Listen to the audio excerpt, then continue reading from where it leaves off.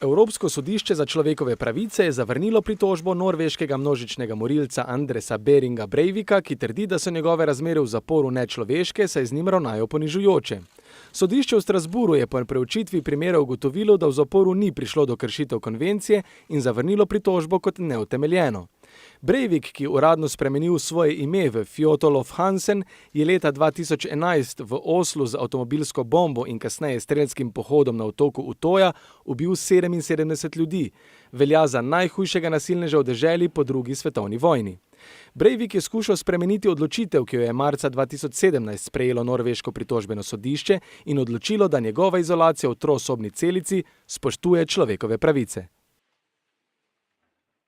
Okoli 300 Filipincev je danes s svojimi rolkami divjalo po ulicah Manile v upanju, da bodo razbili vse stereotipe, ki se še držijo tega športa. Večina ljudi namreč ne ve, da bo rolkanje na naslednjih poletnih olimpijskih igrah v Tokiu postalo tudi uradno olimpijska disciplina. Prav tako večina ne ve, da gre za tehnično izjemno zahteven šport. Zato je leta 2011 Mednarodno rolkarsko združenje današnji dan proglasilo za Mednarodni dan rolkanja.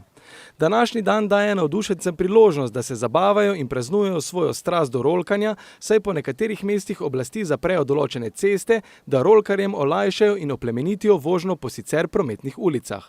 V Manili se je današnji dogodek začel s 3-kilometrsko parado v starem delu mesta in se končal v enem od 3 javnih rolkarskih parkov v mestu.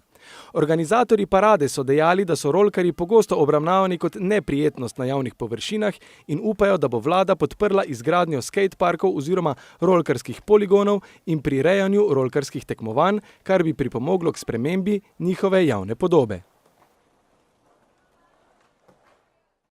Kitajsko-slovenski projekt superračunalnika oziroma superračunalniškega sistema, ki je bil zagnan lansko leto, že prinaša želene rezultate obema stranema.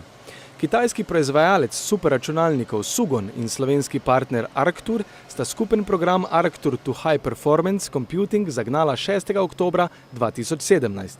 Sistem je bil uporabljen v podatkovnem centru Arctur, ki ga je zasnoval in zgradil Arctur v Novi Gorici. Visoko zmogljivo infrastrukturo pa je neodvisno razvil Sugon. Arctur 2 je edini zasebni evropski superračunalnik v Evropi.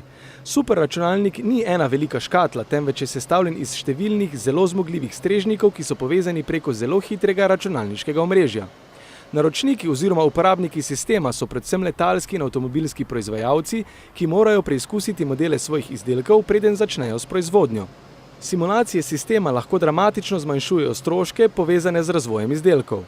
Sistem se uporablja tudi za simulacije vremenskih napovedi, pa tudi za vse izračune povezane z dinamiko tekočin.